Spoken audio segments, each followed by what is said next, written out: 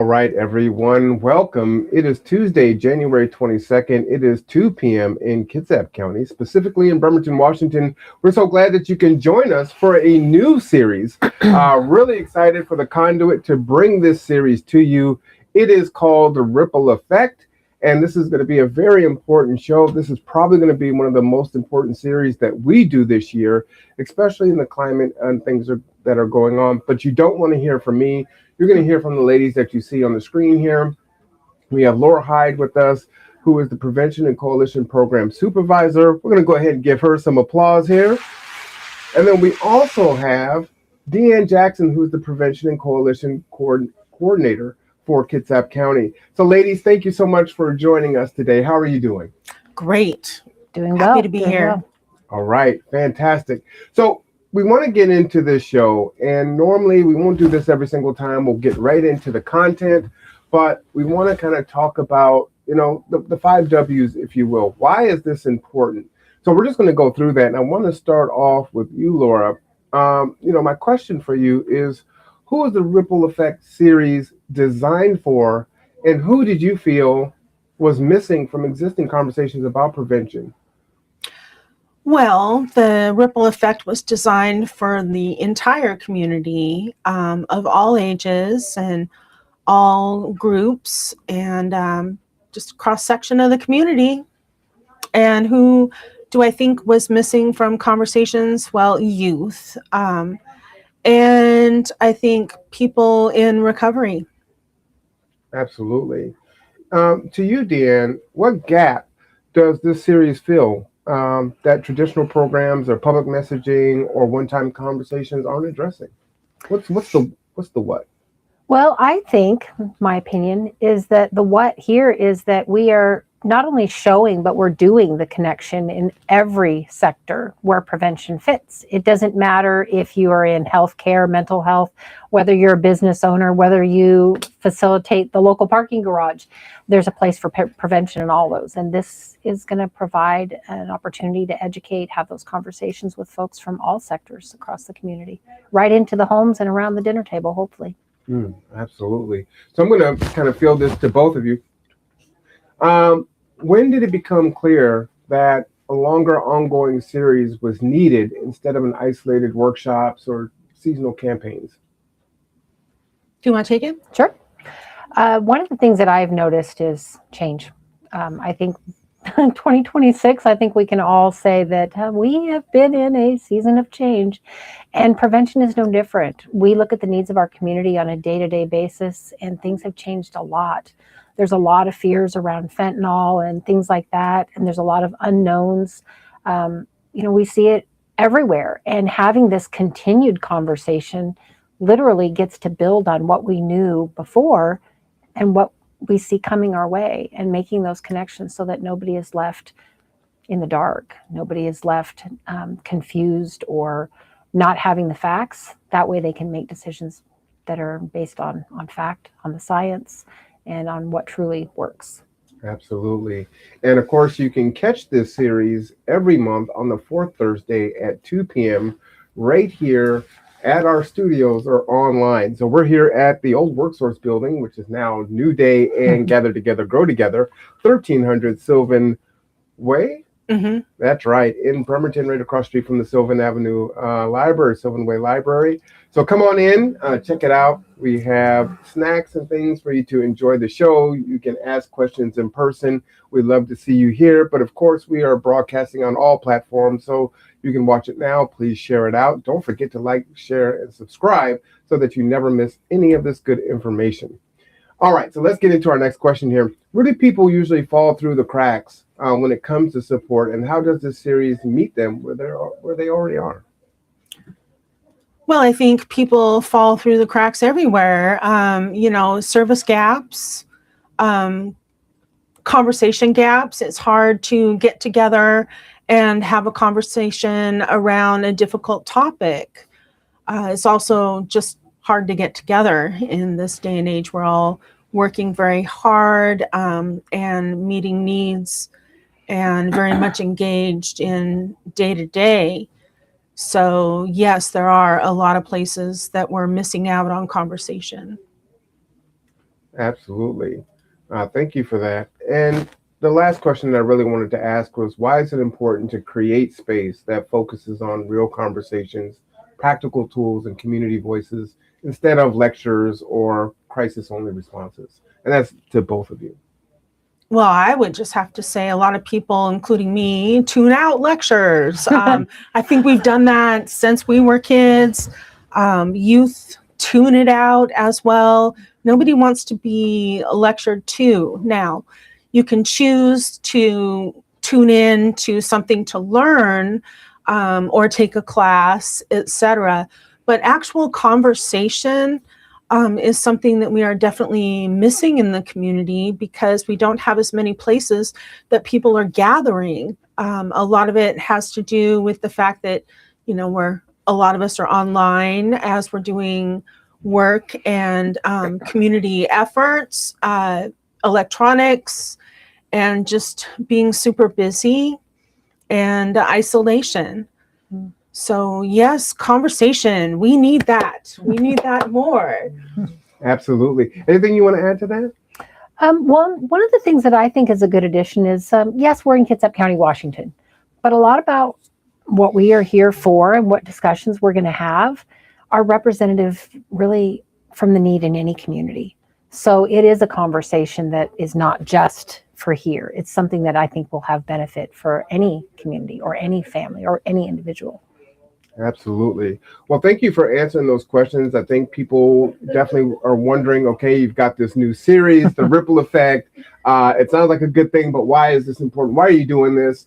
There's already other things that are going on. And I think sometimes that people don't understand what really prevention is, right? We were talking about it earlier, and it's like, you got to do it early and try to prevent it. We're trying to get it before it happens, right? And so there has to be effort and dollars poured into that in order to try to get people to not get there in the first place, and then have to put in a lot of resources and try to heal folks from whatever they're going through. So Laura, as the program supervisor, she is tremendously busy. She has to get out of here, but there are a couple of upcoming events that you wanted to share.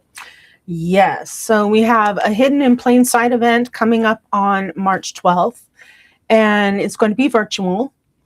And so they set up a mock teenagers room, and there's a variety of things that kind of indicate some struggles with mental health and substance use.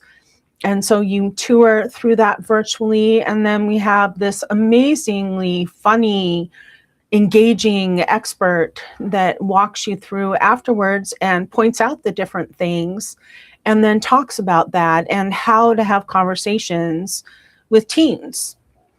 So that's March 12th. Then we have the Kitsap Youth Forum coming up on March 19th. And that is a fabulous event. It's going to be at Olympic College in the evening, 5:30 to 7:30. And what the event is all about is giving youth a voice in decision making and letting our policymakers hear from young people, and young people ask questions of policymakers that they might not have the forum to do that otherwise. So it's usually a lot of laughter and smiles and engaging questions that the youth are posing to our policymakers, but also our policymakers are asking of youth, because they don't always have the opportunity to interact with young people either. Absolutely. Well, thank you for that. Those are some wonderful things, and you guys can check out the description for all that information. But that is super important. I know just talking about going in and looking like in the grocery store and seeing how much advertising, and you see the vapes and you see the alcohol and you see the drinks with, just different things. And it's like, whoa, I'm so used to seeing it. It's like, a flyer at the post office, right? You just walk past it. You don't even, it just blends in. But all these things are being marketed, and it's that targeting is researched, and they know what they're doing, right? Yes. And so to be cognizant of it is so very important. So, oh man, thank you so much for coming in. We're going to go ahead and say goodbye to Laura. We're going to go ahead and give her an applause, and then let her go ahead and transition out. And we're going to bring in our new guest. And while we do that, I wanted Deanne to talk to us about the monthly meetings, if you could. Yeah, you bet. Well, we have two coalitions that are established here in Kitsap County. One is in the North Kitsap catchment area, school district catchment area, and it is the second Monday of every month. We do offer these meetings in hybrid. We also have the Bremerton School District catchment area, and that one is the second Thursday of every month. The meetings are both from 1 to 2:30, and we're really good about being on time, and they are open to the community. If folks are interested, they can either go to our county website and sign up for the emails to get information that way. You can contact me directly, get on my email list, and there's also a meeting link directly there with the agendas and the highlights from the previous meeting. And can they also come in person? Absolutely. We currently have some pretty stable in-person locations. For Bremerton, we are meeting right here, not in the studio, but we are right here at 1300 Sylvan Way, Bremerton, Suite 101. And we are meeting at, I believe it's 700 Lincoln Avenue, which is the Kitsap Regional Library in Paulsbo. And we usually use their meeting room. The downside, we have stability here, but the downside is we can only book, month by month for the library. So, if something happens that changes, we let folks know right away. That way they're not counting on being there in person. But all right, and our guest is almost set. What we want to do is, first off, this show is brought to you in part by Gather Together, Grow Together. If you need a ride, we are your transportation, 360-373-3000. I do have an very important announcement. The severe weather shelters are open tonight, tomorrow, and Saturday. Gather Together, Grow Together, and Kitsap Public Transit provide free transport to the shelters. Okay, so if you need to get to a shelter, please get this information out to folks. We will pick them up anywhere in the county that they are at, and we will take them anywhere that they want to go in the morning. The three shelters that are open are Village Green Community Center at 26159 Dulé Road Northeast in Kingston, Port Orchard United Methodist Church at 725 Kitsap Street in Port Orchard, Washington, and the Silverdale Community Church at 9982 Silverdale Way in Silverdale, Washington. Again, buses are free for folks transporting to the shelters. And again, Gather Together, Grow Together. G2 Transportation is here to get folks to those shelters for free. Free 99, the best price ever, right? We don't want anyone to be outside and in the cold. There's no reason for it, okay? But without further ado, let's go ahead and bring in our guest. Our very first guest on this show is going to be Rebecca Norris. Let's go ahead, give her an applause. Welcome, Rebecca. Thank you. Happy to be here. So nice to have you. So Rebecca Norris is owner of the Unity and Wellness Center. She is a BA, SUDP, health coach, RYT 200, CAMS 2. And we're going to have a really great conversation. But what I wanted to do is say, Rebecca, can you break down all these acronyms for those of us that don't know what these things are, but are so tremendously important? Yes, absolutely. Thank you so much. Again, honored to be here. I am a substance use disorder professional in Washington State.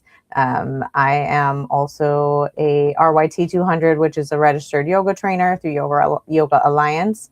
I am a CAMS 2 specialist, which means I'm a certified anger management specialist through the NAMA organization. And I have a bachelor's in organizational leadership. So a little variety of all the things that wellness really does play a role in. All right. Well, thank you so much for joining us. So very important. And can you tell us where you're located? We are located at 2903 Perry Avenue in Bremerton, Washington, 98310, Suite 203. So we are in the old Perry Avenue mall. And now they have a name for that. So what are they calling that? That whole kind of complex? They call it the Village? The Village Event Center. Yeah. Yes, all right. The Village Event Center. They're wonderful. Yes, we're in the same parking lot. We're right across from them and work together and love being a part of them. All right. A lot of good stuff happening over Perry. That was kind of a dying area and it's just been revitalized. What's happening over there is super exciting. Yeah, some nonprofits are there now, which is wonderful for our community. There's bus access. So There's Yeah, you support. guys are there. There's Kitsap support. Black Student Union. Kitsap, there's yep, quite a absolutely. few, right? Yeah. Wow. All right. Yeah. We're looking forward to, seeing that all the work that we can do and the progress that we'll be able to make with our community. Nice. Well, let me go ahead and tee this up, okay? Yeah. It is January. We just got through the holidays. We know what it's like coming through the holidays. The holidays can be stressful for a lot of people for a myriad of reasons, but it's also the time that we make New Year's resolutions, right? And here we are, the 22nd of January. They say that it takes about 3 weeks to establish a habit. It's 3 weeks, and most people have already stopped doing their New Year's resolution. But this is based on recovery. And so after the holidays and New Year transitions, the holidays are over. Real life can feel really heavy. Stress can rise, your motivation drops, and those old habits creep right back in. And you're feeling like you failed, and the year just started. Yeah. Right? Absolutely. So I really wanted to focus on that today and get into it. So we're going to ask a series of questions here. I encourage everyone that's listening to us online, please go ahead and submit your questions right in the chat, and we will ask them at the end in our Q&A section. So especially if you're working with youth or we have youth that are watching, have them go ahead and type those questions right in the chat or ask those questions if they're for you and get answers from the expert in real time. All right. So let me go ahead with question number one. After the holidays, a lot of people are feeling drained or off feeling. Yeah. Why is this transition period such a vulnerable time for mental health and substance use, especially for young people? That's a really great question. And from a prevention and substance use lens, the post-holiday season it's a time of heightened vulnerability. So, because structure, the stimulation and the connection, they all happen at once, and everything is happening, and our bodies biologically, right? They lose out on other aspects that are really important. So it could be your sleep hygiene is going to be a little bit different because the busyness or the not so busyness of the season. Nutrition will play a role. Movement also plays a role, and of course there's always the exposure to substances. So, which they all directly affect our brain chemistry. So when they really talk about dopamine and stress and the support that we need that's disappearing because of these, different transition periods, it can just it can just kind of make our system a little bit off balance, and especially for our youth. So, the youth, they're really heavily relying on school and structure. So, sports, activities, connection with their peers, those all get interrupted. So they have a lot of more emotional dysregulation. They're bored. Often the times they don't really have a whole lot to do. Impulsivity and risk taking, those are all really big factors that can play a role and can lead to substance use at times for some. So really just that emotional component. The holidays, they can bring up a lot of different emotions. Kids and your youth, and even adults, we don't really know what to do with them all the time. We can stuff them, we can store them, or we can act upon them. So really our body is just trying to find that safe space. And in prevention work, it just reminds us that it's not always often about the substances itself, that it's really about the coping and the overwhelm of the pain that they're enduring. Deanne, is there anything that you'd like to add to that? No, I think you did an amazing job. Thank you. It's like you're spot on. It's like we all have these little packages that we put all the stress and trauma and stuff in. Absolutely. And then when the holidays come, one of the things that I think about is everybody looks at the holidays differently. Some people hate them. Some people love them. Sometimes it's family history and traditions and things. But we can't kid ourselves, with rising costs and, there's just so many things that have been barriers. So this holiday season that we've just gotten through, I think this was extra important for us to discuss this topic because, we know that people, not just in our community, but across the country, across the globe, are struggling. Absolutely. And I think it's really important to, point out that it's not personal failures, it's biology, right? So people are these days learning more about the interconnectedness of our mind and our body. So it's a really big factor that, we don't want to get discouraged because we're having challenges or we're just overwhelmed because, we want to be mindful that it will pass. But at the same time, it's not just us, it's biology. It all plays a role together. So yeah, absolutely. So ladies, if I could, let me ask you Yeah. a question that I'm actually going through right now. And I didn't know when we were creating this topic that this was going to hit me so close to home. So I have someone who is in recovery and was doing fantastic, right? Had a great holiday. And I didn't realize that sometimes, and this was told to me after the fact, that sometimes things don't have to be bad. Things can be going well, and people can, fall off and find themselves, using again and falling back into those old habits. And so that was a blind spot for me. And that's where this person is right now. And it's like, I missed this. How did I miss this? And everything was so good. What happened? Can you talk about that a little bit and give advice to those that are that care about folks that are in recovery, or that those can be some signs? Sure. And it's kind of like that, the big jump and that escalation again of the dopamine, and then having that dopamine dip, that loss and that drop. So for people that are, really in a good place and they're happy in where they are, they can still have the same type of,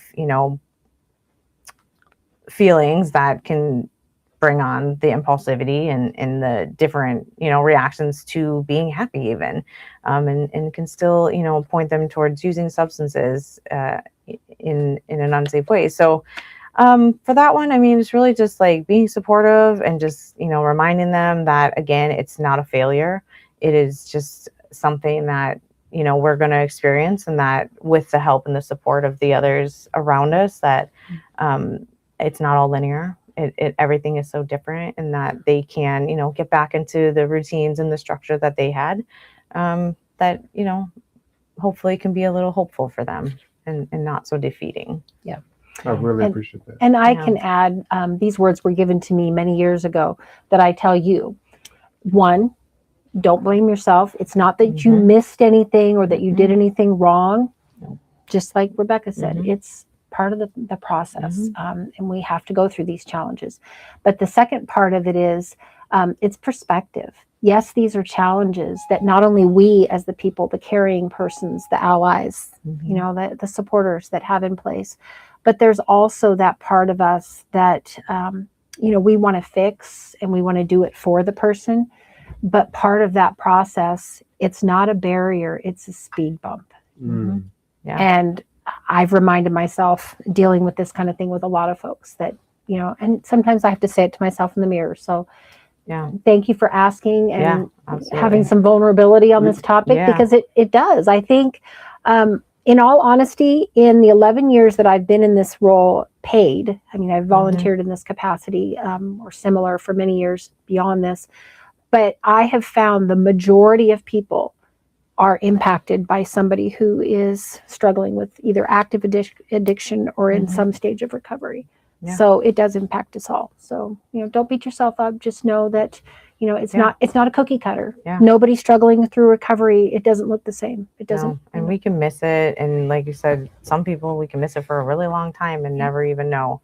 But because people learn to hide it really well, and they learn to, think that they're in this really good place, so nobody will suspect it. Yep. So our mindset and our addict behaviors, right, like myself included, kind of get to that point where like, oh, well then it's okay.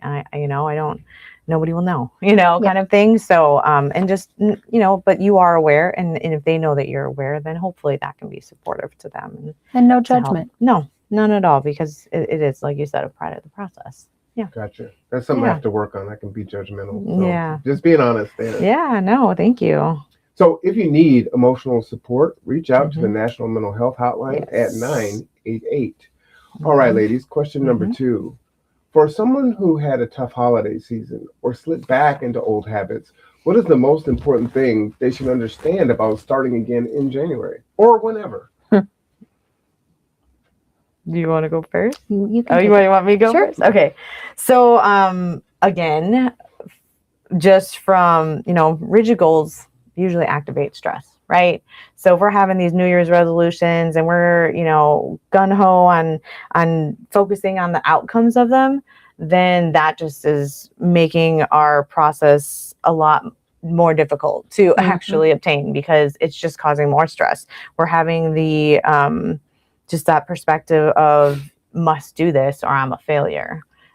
If I don't succeed at this, then there goes the whole year, you know? So with prevention, really just focusing on the approach that you use, and maybe instead of focusing on outcomes like quit and fixing or being better, we can use more of what I like to call like a process-based intention.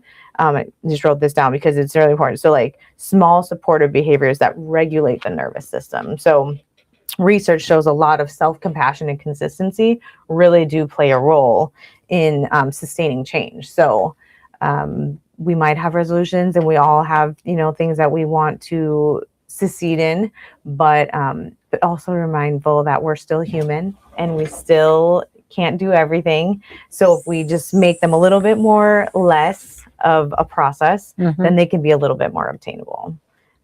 So really just, you know, and for youth, it's again, that shame, you know, we don't want to have shame-based goals being backfired at them. Right. So prevention, just again, reaching that growth and knowing things change and setbacks aren't failures. So exactly. Yeah, they're feedback. Right. So they're really just something that we get to take in to kind of be like, oh, okay, it didn't work. Let's figure out another way. Yep. Yeah. It's a great opportunity to support folks, to remind them to have supporters, allies in their corner, folks that know what they're going through, somebody that they can go to and talk to, saying that they're struggling. Yeah. And even if they do relapse, that person being non-judgmental and saying, it's okay, what can I do? Yeah. Or, you know, do we need to get you connected with, you know, whatever program, wherever their resource is. Yeah. But coming back to that supportive, non-judgmental, reducing stigma and using language that's appropriate, not harmful. And I know that that's a big hot button these days. Language is huge. Yeah. But I think one of the things that it's easy to lose perspective is we need to know our audience. I don't work frontline with our kids anymore in the community, our youth, which, you know, is okay. But at the same time, when I'm talking to folks that are the youth that they work with and that they know what terminology means what and what has value, and likewise with adults. Yeah. So if we go at it with that angle and try to help provide this information in a way that can reach them in their language, then hey, we can all do this together. Absolutely. The accessibility, right? The accessibility of it. And just, and I do work with youth a little bit more, and a lot of the work that Unity was doing will be focused a lot about in regards to helping our youth and teaching them, you know, social emotional skills and to be able to develop them as they're growing and be aware. And that's all prevention right there. That is all helping them in their futures and in their wellness and what they want to attain in life. And, you know, and really just helping be that supportive role, like you said. Absolutely. Makes a big difference. I'm so glad you're around. Thank you. Thank you. Thank you. Well, you know what? That's a segue right into our next question. You know, winter can increase isolation, especially for our teens and young adults. What are some warning signs that someone might be struggling more than they're letting on? Again, the fake it till you make it. Sometimes, right? The fake it till you make it. I see a lot in kids that they'll be like, I'm okay. But really, what does that mean? You know, they're trying to protect themselves. They're trying to, you know, they don't really understand vulnerability yet. They're still learning it. And like, so again, just surrounding yourselves by the other people, thinking that, yes, you can protect your nervous system, but at the same time, you're also protecting your future. So if it's around, you know, they have the choices to make the decisions, and really just teaching them that exposure doesn't always mean obligation. And I think sometimes with kids, they feel like they have pressure. They have pressure put on them in ways that to be the cool kid, right? Or you know, but we really want to show that prevention is empowerment. So showing our youth that is possible. And I love that. Thank you. Yeah. I think in addition, empowerment, I love that. Because, you know, how many of our youth want to make a difference to their peers? They're not necessarily thinking about themselves, which is kind of a cool concept too. Yeah. But I think one of the setups is that I'm okay is we as adults do it. So why wouldn't we think our youth would do it? Yep. So we as adults need to do better about being okay with sometimes not being okay. Yeah. You know, everything is not sugar and roses and perfect. I wish it was, but you know, we'd get bored with that too. But that being said, if we are coming back to that earlier prevention stage, building relationships, not just with adults, but having our youth have good, healthy, strong relationships and our relationship with them, then you have this self put together almost an accountability circle, because people know when something's different. If you have a relationship with someone and there's something off, you're going to know because you're used to that person. You're familiar with them. Right. And those are big indicators as to say, you know, we need to talk, whatever that looks like in that relationship, to be able to address things before they get out of hand. Exactly. Yeah. Shut down, you know, just not being as vocal anymore. Just, you know, possibly just watching and, you know, not like watching them, but like just focusing a little bit more on like what they're looking at the internet, what kind of movies they're watching, what kind of music are they listening to, because those are all big signs and things that people don't really think about. But for kids, for our youth, music says a lot. So if, you know, if we just notice something is maybe a little bit different in what they're listening to or what they're looking at, that could all show that there could be some struggle and that we might need to ask them some more questions, and without being invasive, but being supportive and, you know, and again, they might not want to talk to us, but giving them a resource or an outlet. And that's something I wish we had more in Kitsap County, was more youth community for that. And see, that's what we're doing. We're working on and it. we are. So a youth leading youth, so they can see what and experience what it's like to live in, you know, the work life that they'll eventually live in, and building those relationships with people and their peers and things like that. So one day, and then, because then their people that they're working with, they're going to notice there's something off about, you know, so and so today, and maybe we should just ask a question. The gift that keeps on giving. Yes, absolutely. Well, if I can jump in, you know, again, personally, then I can get all this professional help here for free, which is great. This is right in front of me. You know, I've got a daughter who's in 9th grade. She's 14, and you know, just give me some feedback, if you will. You know, I think it's really important to watch what she's doing on social media. Sometimes I'll, you know, say, hey, show me what you like, or I'll try to peek and be a little nosy. Because some of that stuff might seem like it's funny, but it could be very inappropriate. There could be predators on there. And some of that stuff is pretty dark, and you can really get to doom scrolling. So is that a good thing for me to do, is to try to, you know, get engaged with what if they're going to be doing it, because some people are like, you know, hey, prevention is, you don't even have access to this stuff, it's bad, but we know our kids are going to get into this stuff. So am I doing okay there? Is there anything else I should be doing? I think that's a great way to look at it. And I think one of the other pieces of it is, if there's something that shows up that you have questions about, talk to her. I mean, that's an opportunity. And you know, you're going to be real with her, just like I would with my kids.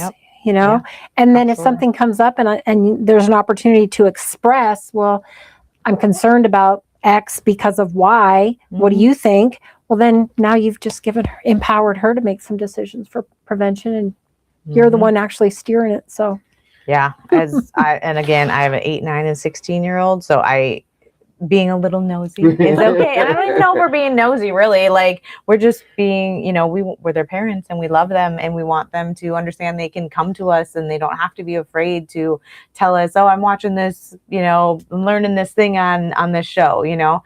But again, they're the concerning things that are real, the predators that are out there, the social media that, you know, will link you to a page, to who knows where. So just, being mindful and asking them questions and setting those boundaries that, you know, you are going to check what you're going to check in on them every once in a while. And that's for their safety and for your own. So, no, I don't think there's anything wrong with us as parents just asking them questions. And because I think sometimes that they also shut down a little bit because maybe we're not asking them enough questions, and they don't feel like that they can connect with us in that kind of way. So then they're going to the social media and they're doom scrolling, like you said, because they don't know that's their outlet. They don't know, that's them managing their emotions through social media and different people on the internet that they can relate to. Whether they be healthy or unhealthy, we don't always know, but hopefully sometimes there is a lot of positivity out there. So, but we don't exactly know. So being a little preventative and just kind of knowing what they're curious about, I think that's healthy. I think that it's good. It's good to do. The last thing that I'll add, and I don't know when I became that guy or that parent, but I was at a sporting event for her. I won't say what school this was at. However, they played music during the shoot around and during halftime. And, I don't listen to the new music.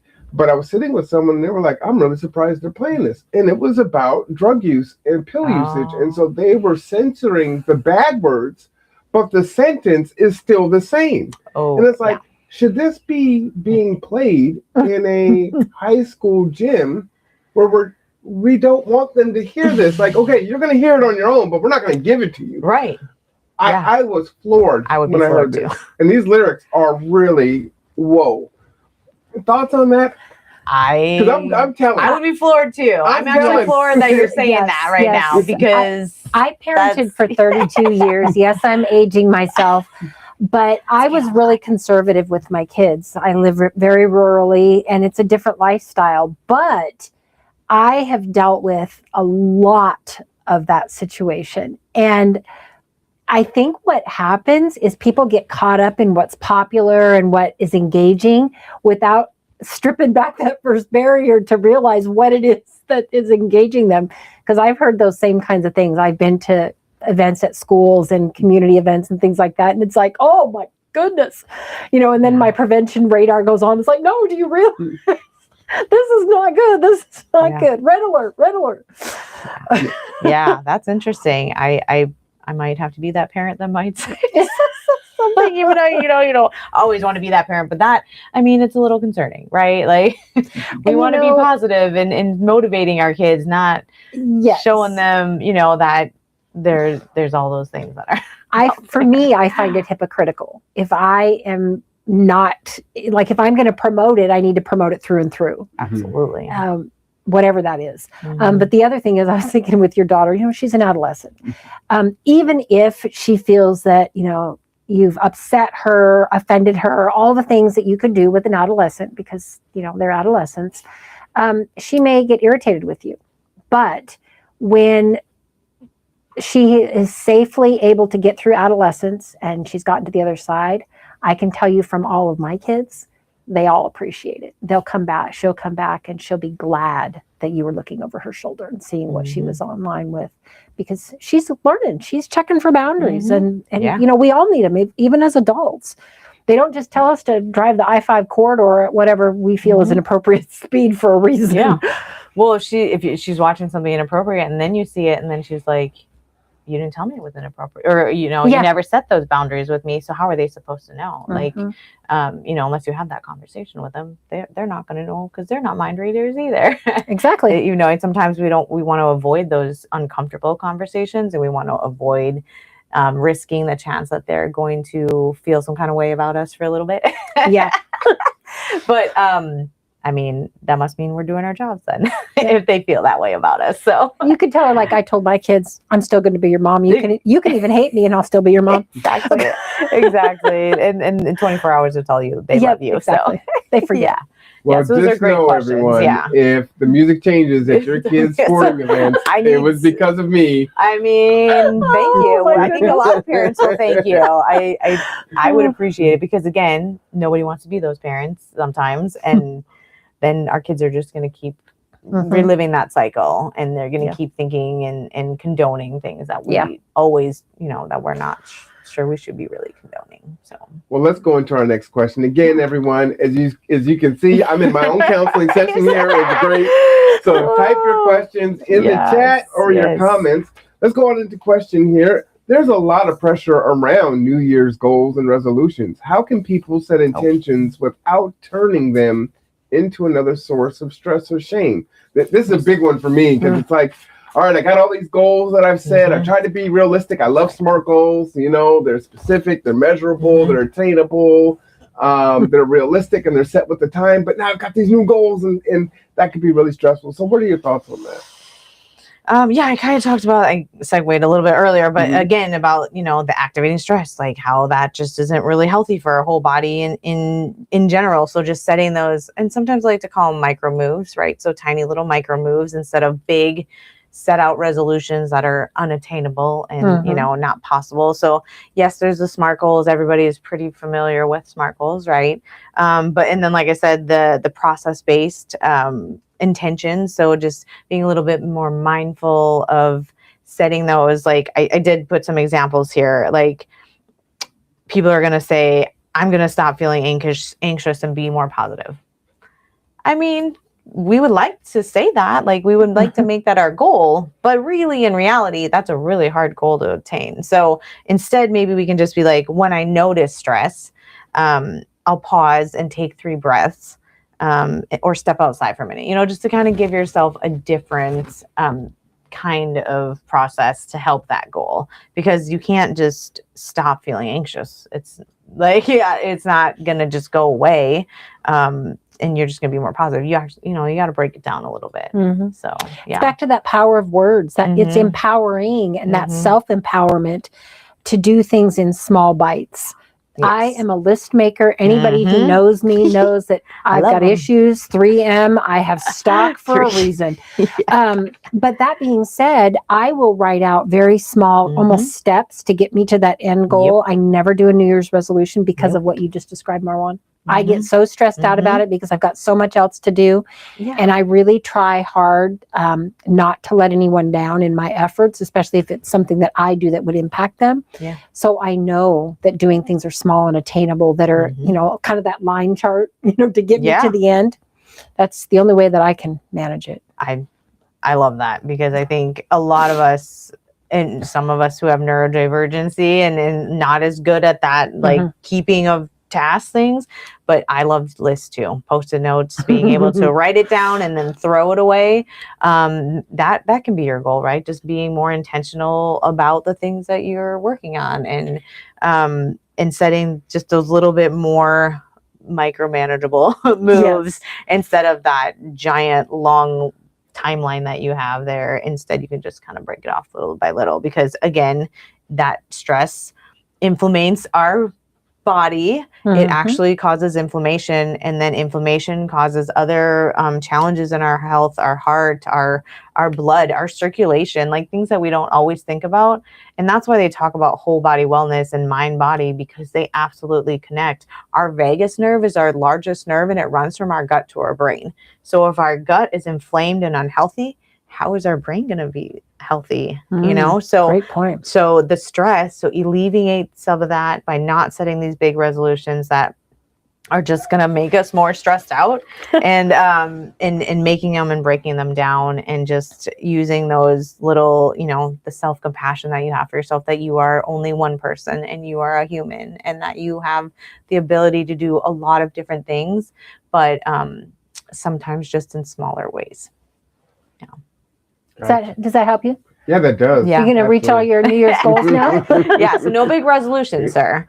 Just, smaller. Eat that elephant one bite at a time. Yeah, yes. So we got a comment in the chat, and shout out to Greek Tekka. Okay. Attainable is difficult when we aspire to heights, but I have a hard time admitting the goal might not be realistic. I'm guilty of that. Yeah. Well, sometimes it's not so much the goal itself that's, unattainable. It's maybe it needs to be polished up a little bit. Yeah. I mean, I've set some goals, without getting too personal. I've set some goals in my life that I've done that. And, the closer you get to it, you realize, ooh, that's actually not what I quite meant. Yeah. You need to tweak it a little bit. Yep. And that's not a failure either. Being adaptable is really important. So again, I love a 5-year plan, but we know in that 5 years that things are going to change in that plan. So if you're, not having a lot of success with being, reaching your goals, just breaking them down, finding, like, fine tuning that goal a little bit, and just kind of seeing it in a different perspective, and and sometimes we're going to say them out loud a lot of times, and we're going to be like, oh, that really doesn't work, or that really works, but we're going to have to say it out loud. Yep. Because if we just keep thinking it, it's never really going to change. But the more we say it, because again, we don't want to stress ourselves out, and we want to be successful, and it's okay. And remember that, how do I say, like, still, celebrate the successes that you do make. Yep. And hope that, again, making just a smaller choice of what kind of goal or resolution that you have can help a little bit. Indeed. One thing that I think that can be tough is, when I'm goal setting, trying to decide if I need to modify the goal because maybe it was unrealistic, or situation changed, or am I copping out and I want it to be easier? So how do I do that? How am I honest with myself? Because I can justify it and say, you know what, that's a really good reason on why I'm modifying this goal. But it really could also be, you're trying to make this a little bit easier for you because you don't want to do it, or you don't want to do it that way. So your thoughts there? What are your thoughts? I do the pros and cons. I do that all the time because I do have that perfectionist streak, and I know it's a mental health thing. I get it. I own it. But the fact that I'm aware of it, that's one of the strategies that I have to use, because I will find myself either, if I can't do it the way that I in the moment thought that it needed to be done, then it's not right. Well, the reality is sometimes I have an idea that it may not be quite as realistic or logistically possible, and it just needs to be tweaked. Well, that's great if you can get to that point, because sometimes you can make excuses and say, well, it was just a bad idea and it's not going to be effective anyway, so just bail. So if I go through the list, it's like, okay, why am I doing this? What are the pros and cons of doing this? Why am I considering going a different direction? Pros and cons. And usually I don't make it very far, and I realize I'm just trying to be a weenie and just got to do it the real way. Yes. No, I love that. That makes a lot of sense. And I guess for me, when I was in school for counseling, it was ingrained to seek supervision. So whether it's with myself, my family, my best friend, just asking for a little support, being like, hey, this is my goal, but at the same time, I think I could change it around, but it would make it easier. So just getting feedback, I think, from other people sometimes is really helpful for me, because again, saying it out loud, saying it to somebody else, because sometimes when you say it to somebody else, you're like, oh, maybe that's not exactly what I was thinking, right? And then you can kind of change it up and adapt to it in a different way. But for me, I do like to seek supervision, whether it be from my friends, and accountability partner, something like that. Exactly. Yeah, a buddy. Sometimes we call them buddies, right? But yeah, because it's important to have that support, and it helps us to stay grounded. Yeah, absolutely. To know that we're not alone at the same time, because people can have similar goals, but they might look at them in a different light, or they might just be and then when we see that and we're like, oh my gosh, I have a goal similar to that, and they're like, what are you doing? And then what are you doing? It kind of can help each other and find what works, instead of wasting a whole lot of time finding something that doesn't work, and then you're just stuck in defeat because your goal and your resolution did not work out. Who knew that making New Year's resolutions was so in depth? Somebody told me yesterday that theirs was the traditional, I'm going to lose weight.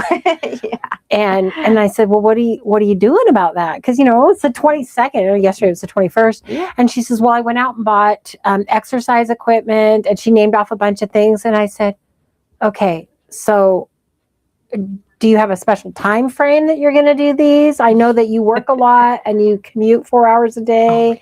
And she says, well, it'll be there for the weekends. Well, red flag. And then I asked her about meal planning, because I thought, isn't that the norm? And she says she hasn't considered that part yet. So in my mind, it's well, this is one of those New Year's resolutions, because you have to have attainable things along the way to get to the big thing. So, and that's a little bit of what, Unity hopes to help bring people, right? That little bit of just direction and a support that can kind of give people that want to set these goals and these intentions, a little bit, to help them reach them, instead of looking at all these things. Because I'm like that too. I'm I got to get all the things before I can do this thing, before I can move on to do that thing, right? So I get that. And again, we like to do things on our own. So it's just natural for us as humans to kind of go in that direction. But if we have the knowledge that it's out there and that, you know, you can have it, learn it from somebody else and then tweak it your own, kind of help give a little bit more encouragement and motivation to kind of like to complete that goal that they're working on. So. Well, we have another question in the chat, and I think it's relevant now, so I'm going to ask it now. But thank you, everyone that is tuning in. If you're just tuning in, you are watching the ripple effect right here on The Conduit. And we're talking about recovery in the new year and how important that can be. Our question here is, how would you counsel your clients about how stress affects the body? Our clients with disabilities might appreciate the info since they face adversity. Ooh, that's a good question. Can you read it, the stress part again one time? Like, read it again for me. How would you counsel your clients about how stress affects the body? Our clients with disabilities might appreciate the info. Also, they face adversity since they face adversity. Yeah, so that's a really good question. Like I was talking about earlier, stress impacts all of your parts, right? So your brain, your gut, your blood, everything. So I guess for those folks that just need a little bit,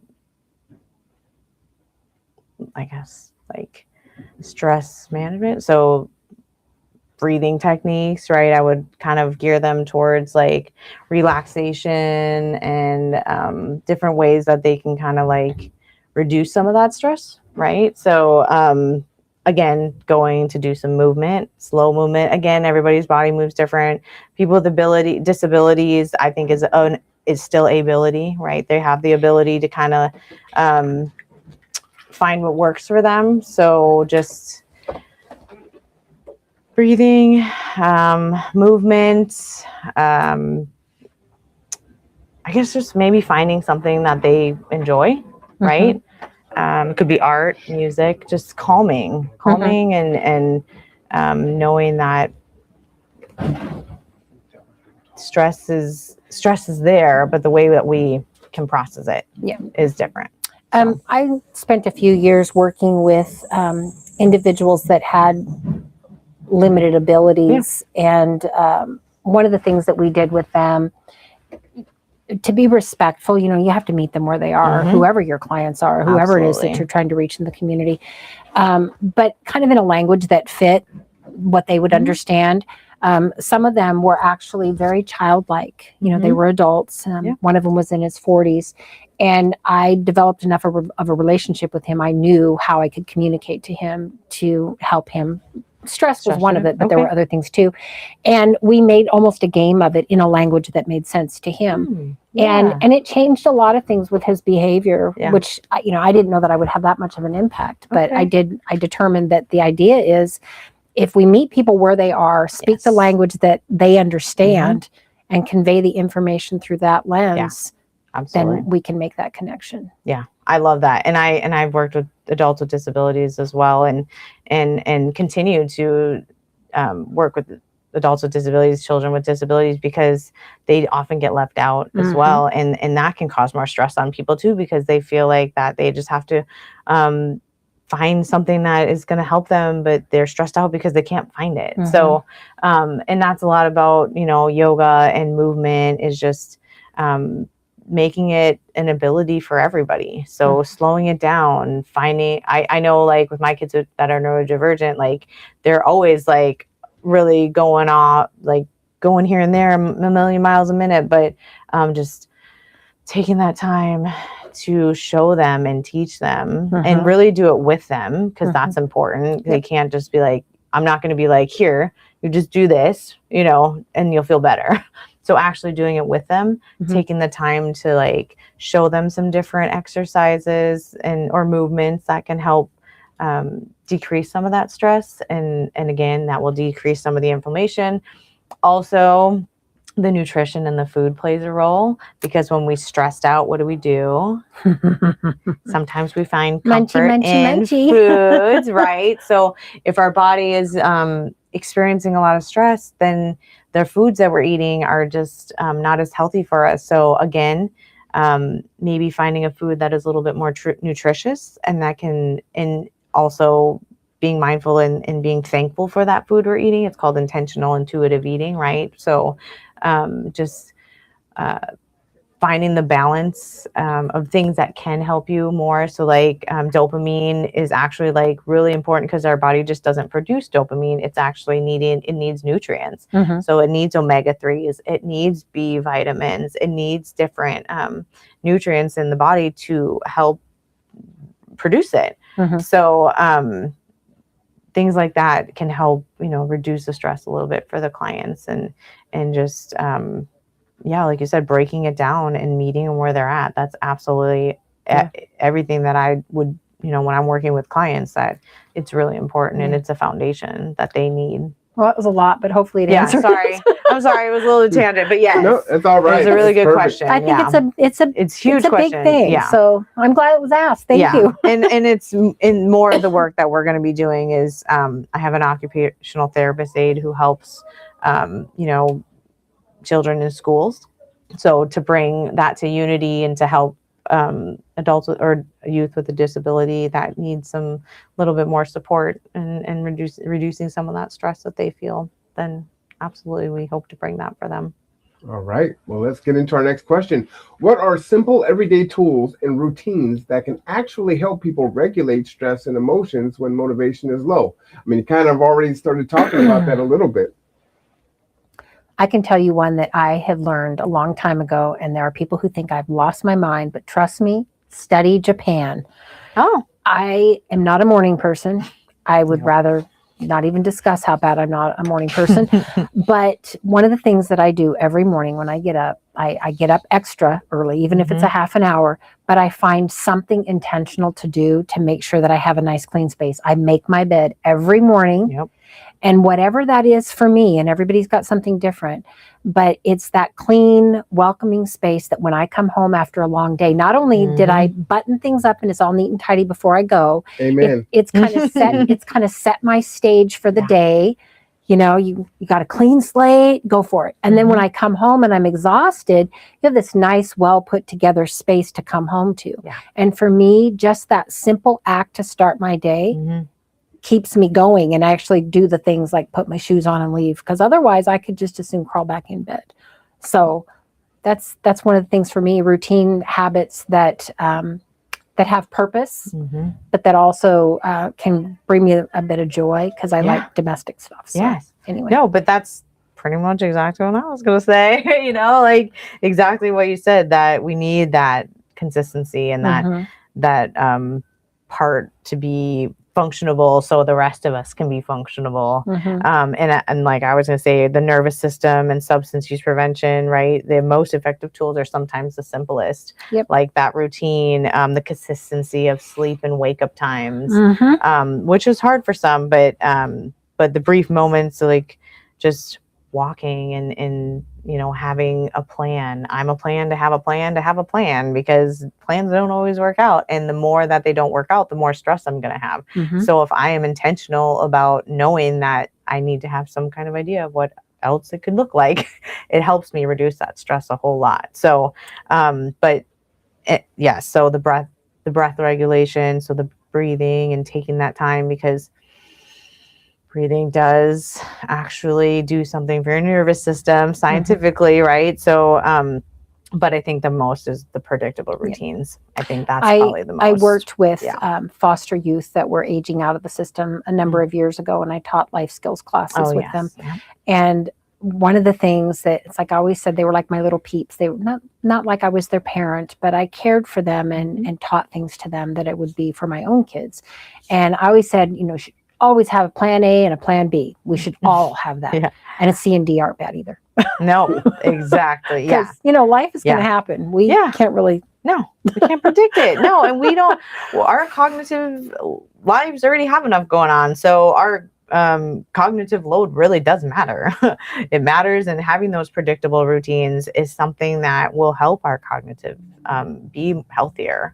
And to not experience emotional overwhelm all the time, not to be just fight or flight mode, right? So we talk about that a lot. Your parasympathetic nervous system and your sympathetic nervous system. Like, we don't want to be high functioning, stressed all the time. Like, it's not healthy. So again, motivation often follows regulation, right? So if we have that system in place, then our motivation to do other things is, said to be that much higher. So you said it perfectly, and I love that, because in the work that we do in prevention, I think that it's really important to let others know that, making choices and rather than expecting motivation to just appear, it's a process too. So yeah. All right, we are here with Yeah. Deanne Jackson from Kitsap County Prevention and Coalition Coordinator, and our very special guest, our first guest, Rebecca Norris, the owner of Unity and Wellness Center. Now, let's get into our next question here. For youth watching this who may not use substances themselves, but are surrounded by it at school or at home, like my example, what advice would you give them to protect their mental health and boundaries? Yeah, I actually looked at this question a lot, because I was like, that's such a good question, especially like with kids as a parent, like, and it really it goes back to like them knowing that they are the most important. They're themselves, and whether it's around them, being offered to them, that they get to make their own choices, and they get to write their own story, and that if they feel, triggered or guilted or something, that they can seek support too. They can go to somebody. It doesn't have to be their parent. If they feel ashamed or embarrassed, it can be someone that they feel safe with. But just knowing that they can step away, they don't have to stay there. Which is sometimes easier said than done, right? Like with kids, practicing simple boundaries. So again, sometimes the youth don't get taught a lot of boundaries. So we have to help them and teach them, like, what do simple boundaries look like between you and others? So really just kind of like having that prepared a little bit ahead of time. And then, like I said, just having that one person, doesn't matter who it is.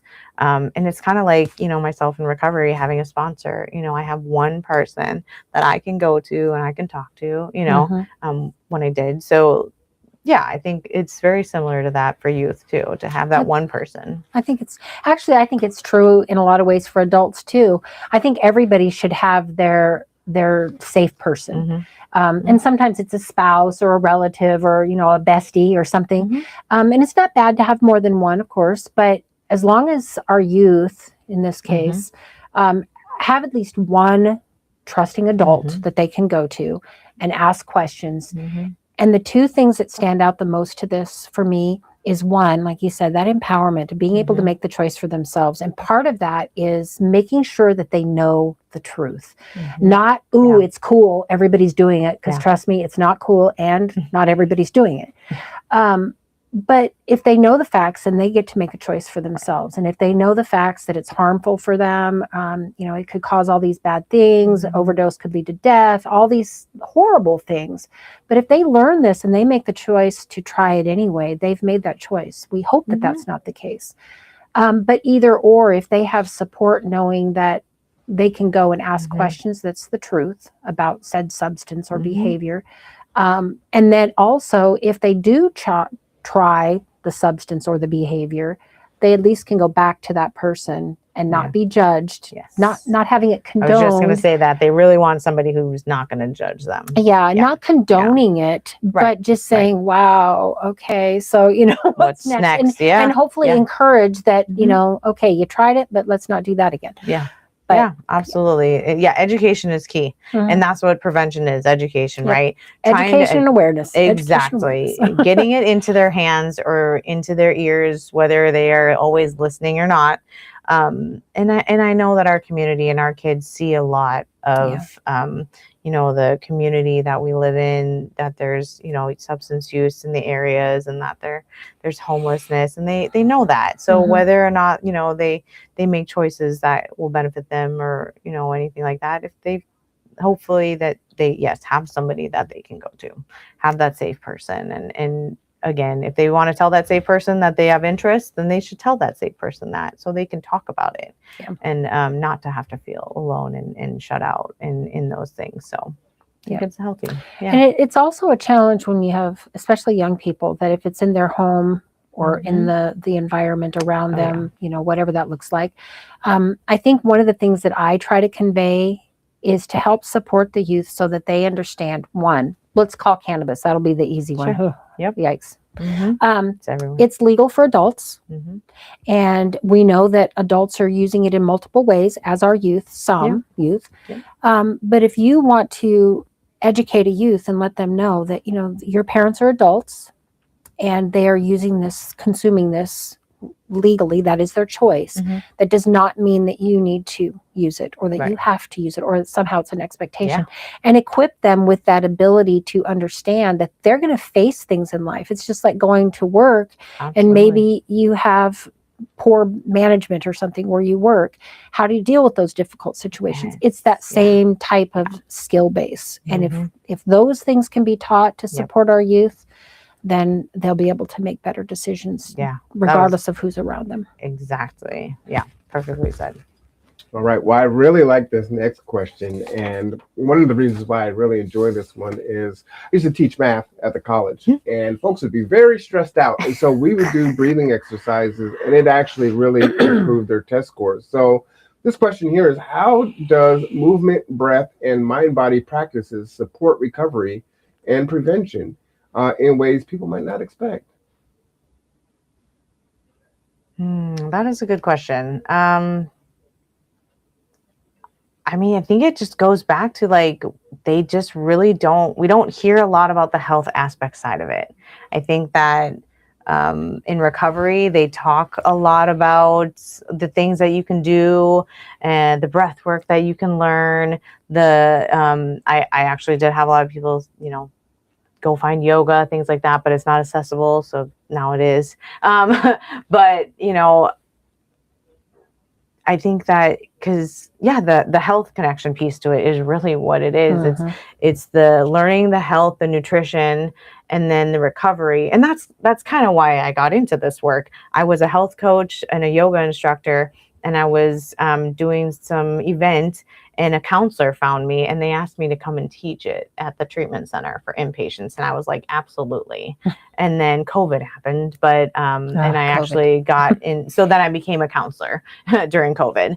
And then I was like, well, there's nothing better than to intertwine all of them because mind, body, and soul go together. And if we don't have a health, like I've been talking this whole time, if we don't have a healthy inside, it's really hard to have a healthy outside.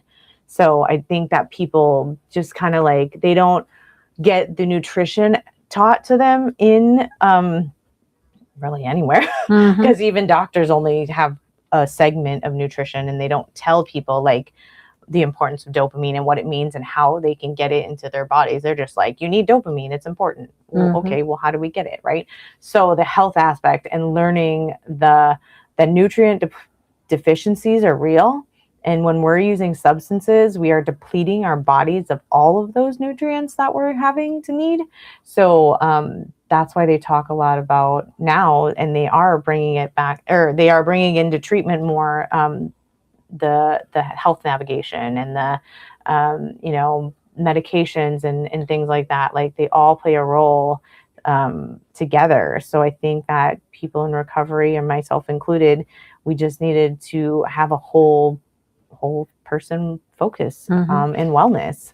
I think that, and like you've described with recovery in this regard, I think this can be applied to anything. It doesn't have to be substance use disorder. It could be somebody who has chronic stress or somebody who struggles with depression or, you know, for my case, a little bit of OCD because I love my label makers times. I won't tell you how many, but you know, if we find ways to self-regulate and find that peace and calm in our body, in our being, then it helps us to regulate, to do other things. And anybody, I challenge anybody to try taking in a deep breath to their gut. I mean, just as deep as you can, take it in through your nose, hold it for a few seconds and let it out your mouth.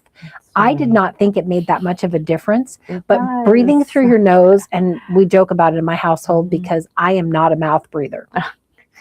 So breathing out of my mouth was still challenging, but I also don't snore unless I'm sick, which means my mouth is open.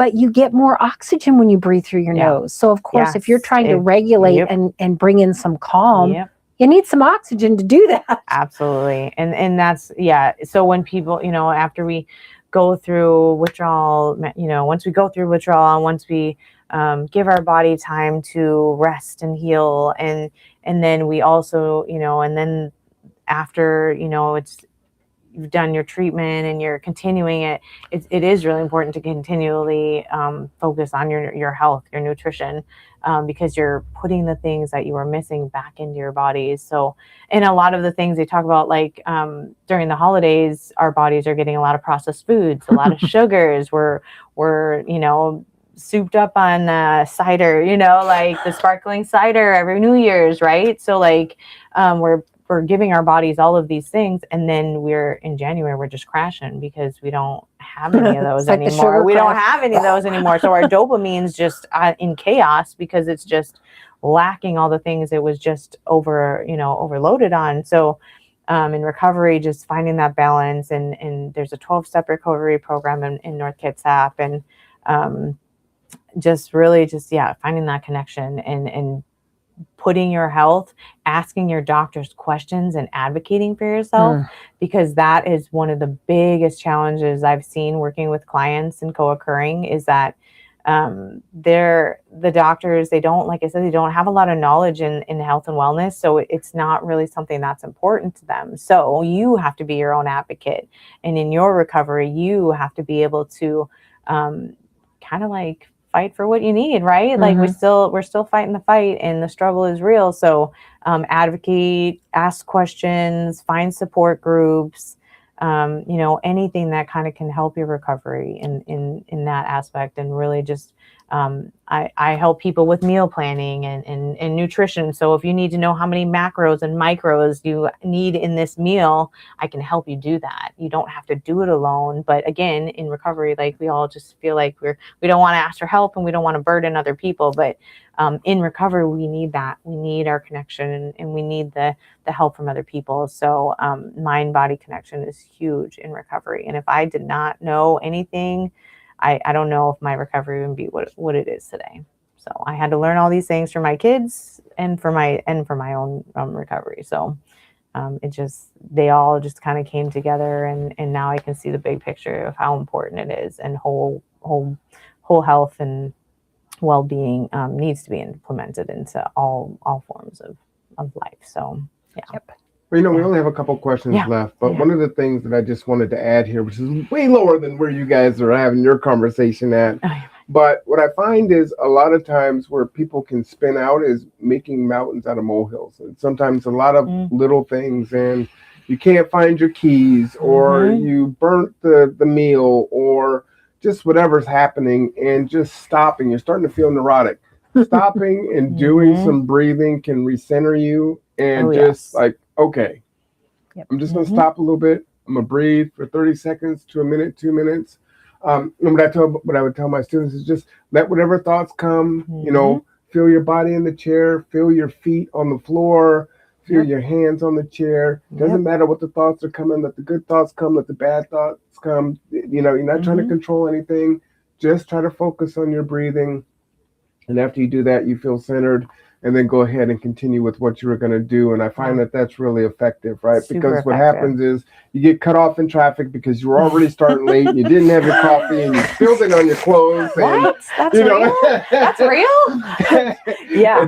And you've only been awake for an hour, and you're already, fit to be tied, right? And so everything, your day is so bad, and it's like, no, I'm going to take control. I'm going to take back control. I'm going to center myself. And then also remember, this is all this is. That's all it is, right? Do I want to go fast and then, get pulled over by the police or rear end, and you see that speeder that's speeding, and then you catch up to him anyway, and it's like, I'm glad I didn't do that. Look, I'm still with you anyway, right? And you can be mad at that person, for speeding, and it's like, why? So that's just a big one that I tell people. It's really a powerful, easy thing to do.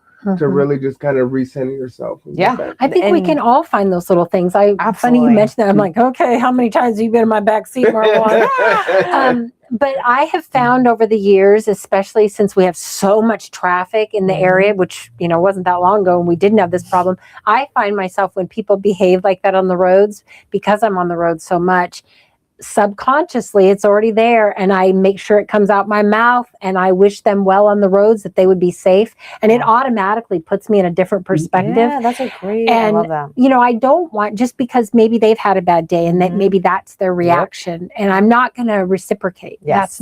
It's not okay. Yeah.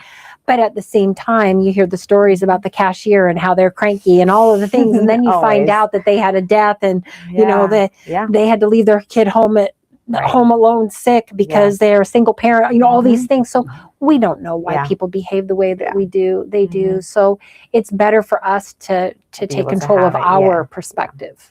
And go ahead. Oh, and I was just saying, I love that you were doing that in schools, because I went through my training for yoga through Breathe for Change, and a lot of what we teach is for teachers in schools, because it is important for social and emotional learning and self-regulation, that anger management, all of it, right? That breathing is essential. Don't stop breathing. Don't stop breathing, people. And I don't know if this releases endorphins or not, but I don't think people realize the power that they have. You brought up the checker, right? It doesn't have to be a death.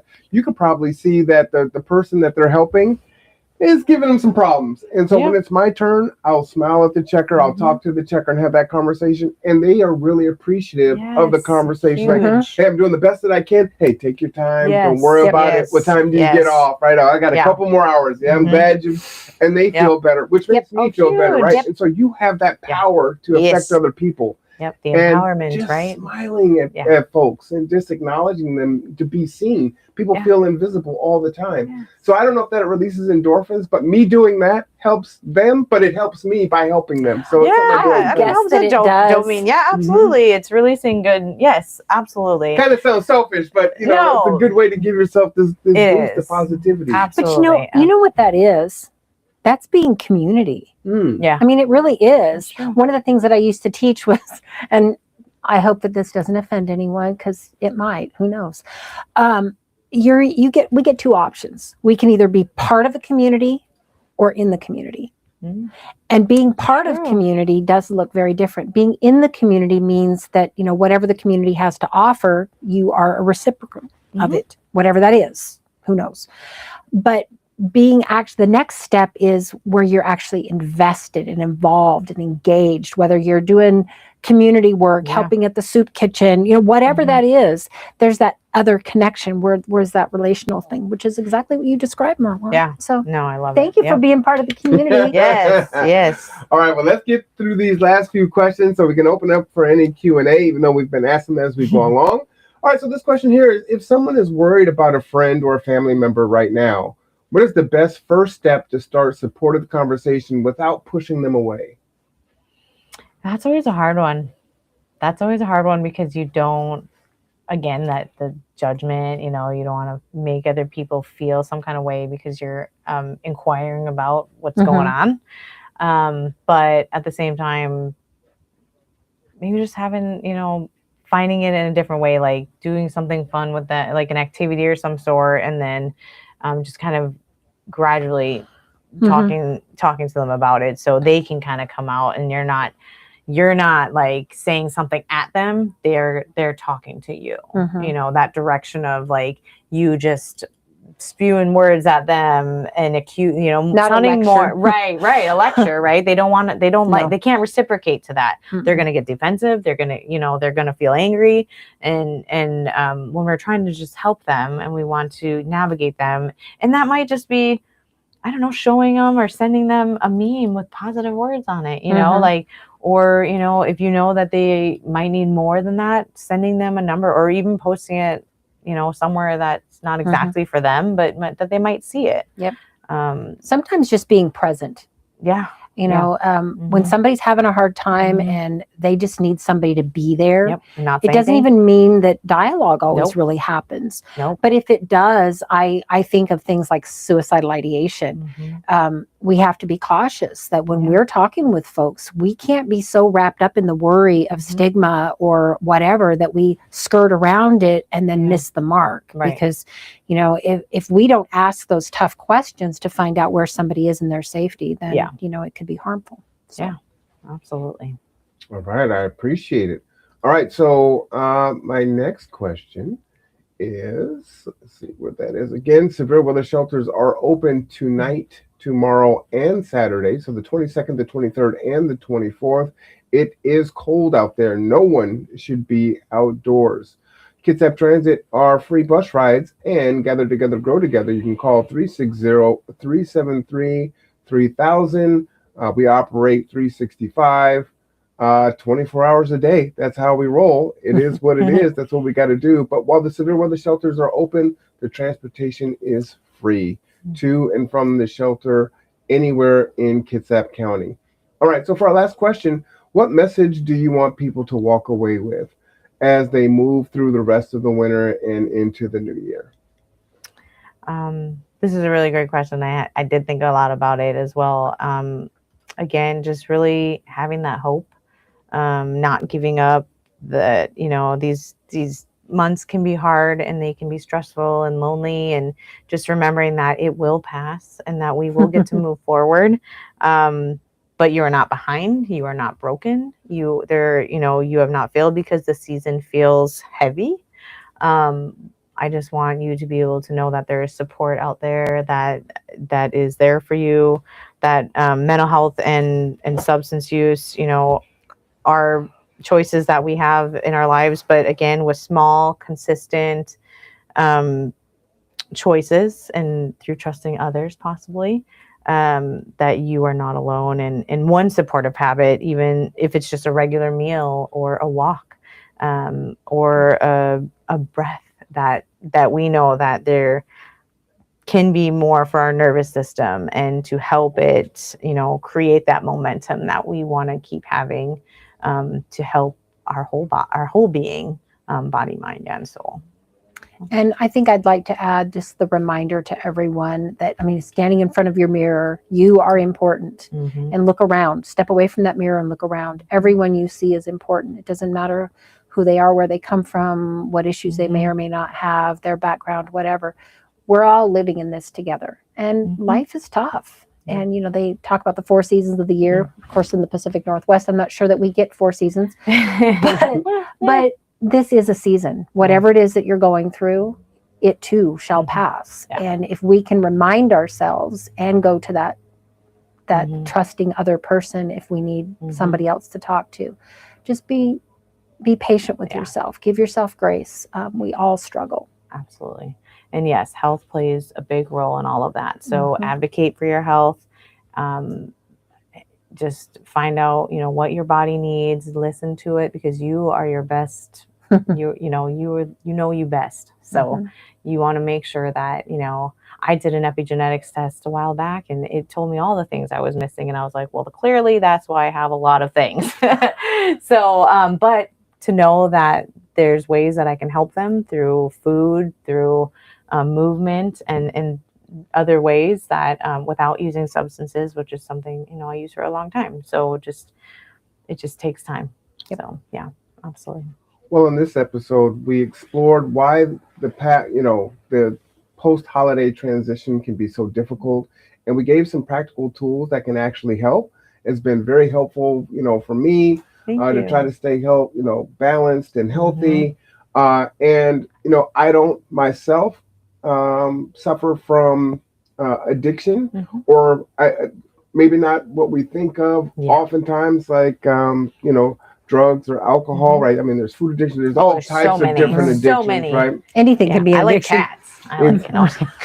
But one of the things, and I'm so grateful that you're here, because I've got my own counselors right here. I've got my own emergency crew that I can tap into. Anytime. You know, for me, I'm a very rigid person. And so I have routines. I want things a certain way. I have boundaries. Yeah. And if you violate those boundaries, that is a huge.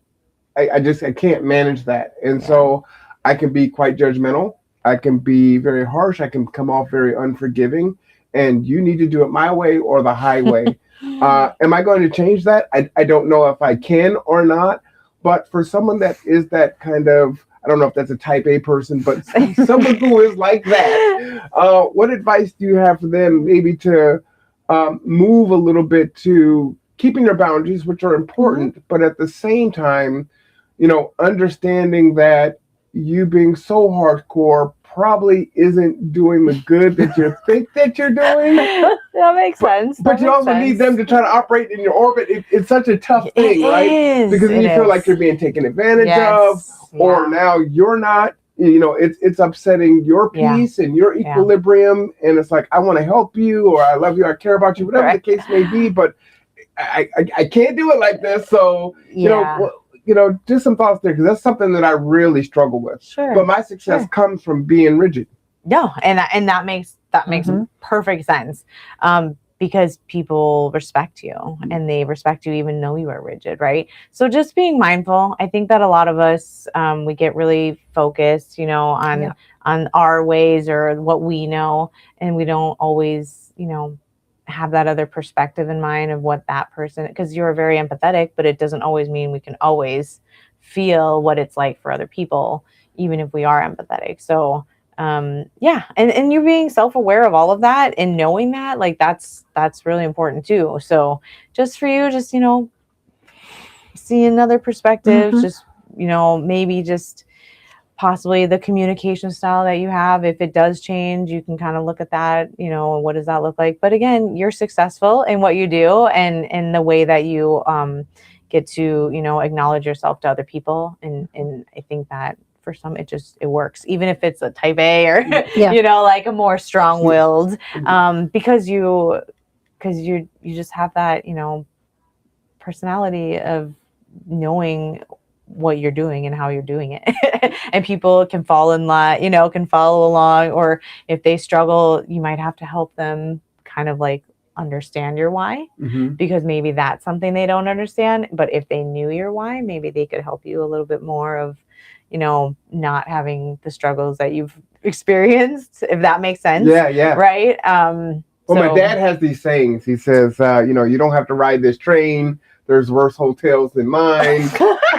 And so now I'm saying these things, but I turned into my dad. It's like, wow, what happened? That's funny. Well, that's okay, because I can say the same thing in this scenario. My mom, and she's not with us anymore, but she used to tell me, and I didn't understand until I was an adult, well into my adult years, just practice grace for yourself and others. And that's all she would say. Really? And it's just that. like, what is this about? For years. Well, then I woke up one day and realized that she was brilliant the whole time, and I didn't know. like our kids will say someday about us, right? Keep that in mind, youngsters. If you're listening, young people. Last thing I'll say about that, I even struggle with that. I think I'm very graceful, right? Now, I might be more graceful in my thought than I actually am, but I do think I'm actually pretty graceful. Yes. However, one of the things that I struggle with is what's an accident and what seems to be on purpose. The learned helplessness. Yeah, so when someone falls off, right? Is it all of these triggers that happen? Yeah. Or is it, man, you really seem to have manipulated yourself into the situation to be able to do this anyway. And it looks like that to me, but it really could be an accident. So are there any, I mean, that's splitting atoms there, right? That's a hard one. That's a case by case in my Not to mention patterns, if it's something that happens once, maybe. But then if you find that it happens, then it's like, okay, that's time for a conversation. Yeah. Gotcha. Yeah. But for that's sure. just me. You would have to acknowledge it in some form. In an appropriate form. Yeah, for sure. But I think, I see that a lot as a counselor you're coming in here repetitively, but then you say you know this, but then you do this. So what is it? Is it you do know it and you're just having troubles putting it, in the whatever, learned behavior. Right. Or again, are you enabling yourself to continue the cycle that you've been living, and that you're just going to keep doing it regardless of whether or not, it's beneficial. But because they don't even know sometimes the difference. And again, if they have underlying, like maybe they have underlying behavioral like conditions that we don't know about, or you don't know about, which could be, if they have some type of learning disability you don't know about, that could also, play a role in the factor of, is it actually happening, or is it you actually making it happen, Gotcha. So just kind of like, but we don't get all that information all the time. We don't know that. We don't know what that child or that youth or that adult experienced anytime. So, but again, trauma, ACEs, they all play a role in the things that, we experience. So that's a hard one, but it's kind of one of those things where you might have to dig a little deeper and ask some more questions and find out, if it really is just something that you're like, okay, they're just really doing this.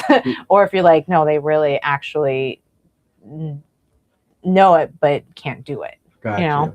So I think that might be something to think about when you're experiencing that. So we have one question that came in, and then we'll wrap. What is one feeling you notice more after the holidays are over, and why do you think it shows up this time of year? I can say for me is disappointment. Oh, okay. And it may sound harsh. People who know my story know me.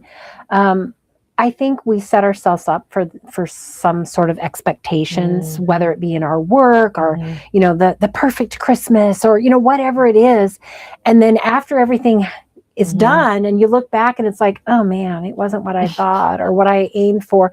But then I become self-critical and I look at myself and start doubting, well, you did this wrong and you probably should, and all these things. And as I get older, I realize I have to keep myself in check, but it's still consistent. I have to put it at bay, but that's one of those emotions that comes up. Absolutely.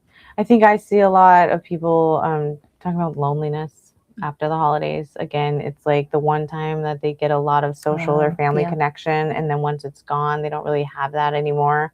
I think it's also that we don't get to get outside a whole lot, and vitamin D deficiency is real, and vitamin D, the lack of it causes an increase in depression, and then the state that we get in when we're in a depressive state is challenging to get out of. But again, it's hard to get all the vitamin D we need, so we have to supplement with it if we're not getting it. And then but again, it's one of those things where it's like, how do I get it and what do I do and to do that, so but all questions you can come to Unity for. But I take vitamin D gummies. Oh, good. See, I mean, okay, but what kind are they? No, just kidding. We'll talk about that later. We'll talk about that later because that matters too. Actually. Yeah, well, I know you should get it in food as much as possible. Oh yeah, but a supplement. Some people need supplements. I don't eat the food, and that's why I'm deficient in it. But the supplements also matter where they're made, how they're tested, what they're tested. All that stuff. Oh boy, I gotta come for a visit. Oh gosh, we'll chat and everything. Is call for your appointments now. But it does matter because you could just be literally excreting it out if you're not taking something that's actually bioavailable in your body, and you don't know that because people that are selling the products aren't telling you it's bioavailable in your body unless they're telling you it's certified by a third party that tells you it does make a difference. It does make a difference. I was taking supplements a number of years ago, and I found that I was showing just what I thought seemed more like depression. Okay. And I couldn't figure out what was going on. And finally, after several months, I'd gone back to the doctor and I did my annual physical, and I asked him to do blood work, and they came back that several things were really low. Oh yeah. And it's like I have a tendency to run. You've been taking the supplement that you thought was working, but then it really wasn't working. Yeah, I wasn't getting enough iron was one of them. Oh, and iron's a huge one for dopamine. So so I was constantly running on empty. Okay. And it's like, oh, well, that makes sense. That makes a lot of sense. And then they prescribed me drops of all things that were like intense, and it went away. So something simple can change the way your perception is of things. Yeah. So definitely those kind of feelings come up for a lot of people. And again, finding the connections again and not putting a lot of pressure on yourself to, do the most or what you feel is the need that has to be perceived by whoever it would be, right? That you are beautiful as who you are, and that you deserve to have all the things in life that you deserve. So just finding the ways to get them. Sometimes we have to be a little more creative because I couldn't find anything. So I had to be super creative to help myself and my family because I didn't know anything before. You know, just like most of us, we don't really know until it happens to us. So, And you don't know what you Yeah. don't know. right, exactly. So, and yeah, the journey of health and wellness and recovery for me has been an incredible, crazy journey of good and bad. But the giving back and being able to help other people not feel how I felt 7 years ago is what means the most to me. So, yeah. Well, Nice. Rebecca, we really appreciate Thank you you. coming in. Rebecca Absolutely. Norris, owner of Unity and Wellness Center. Will you tell everyone again where you're located? Yep, Unity and Wellness Center, also Unity Wellness Project nonprofit is 2903 Perry Avenue in Bremerton, Suite 203, in the same complex as the Village Event Center. And yep, you can call 360-1-LOVE anytime to chat with me via text or on the phone. All right. Yes. So we'll have all that information in the Thank you. description for you. Yep. Please again, like, share, and subscribe to The Conduit. We will be back next month, February 24th, with a new guest for February's show. Again, that's February 24th at 2 p.m. You can come right here physically to The Conduit and watch it live, or you can tune into all the various platforms. Again, we're at 1300 Sylvan Way, right across the street from our awesome library. And next month is Teen Dating Awareness Month. Such a So this good one one. is really going to be a big one. So we hope that you will tune in. Again, share this information out. This information is vital. Not only does it save lives, but it also improves the quality of life. Folks can be trapped, and let's get them untrapped as fast as humanly possible. But thank you all for tuning in. As always, I am Marwan Cameron. This is The Conduit. Take care of yourself and take care of each other. We'll see you next time. At Kitsap County Substance Abuse Prevention and Youth Services, we provide support for healthy children, youth, and families with 2 community coalitions. Substance Free is the way to be. We collaborate with partners and are seeking new ones to bring essential services across North Kitsap and Bremerton. Our free programs like Positive Action and Guiding Good Choices build resilience and empower families to thrive. Ready to get involved? Visit our website or call to volunteer and learn more. Together, we can help Kitsap County be substance free. Substance free